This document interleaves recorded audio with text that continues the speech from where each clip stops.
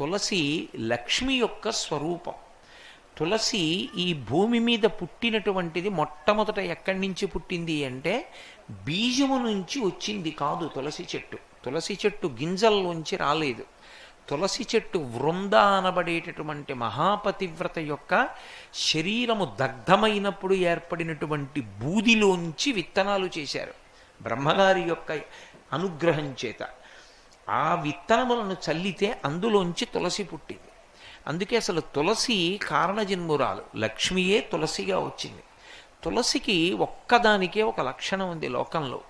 తులసి సమస్త పాపములను హరిస్తుంది. ఎందుచేత హరిస్తుంది అంటే దాని గురించి పురాణంలో ఒక మాట ఉంది. యన్మూలే సర్వతీర్థాని యన్మధ్యే సర్వదేవతై యదశ్రీ సర్వవేదేషు తులసీత్వం నమామ్యహం అని. అది తులసి యొక్క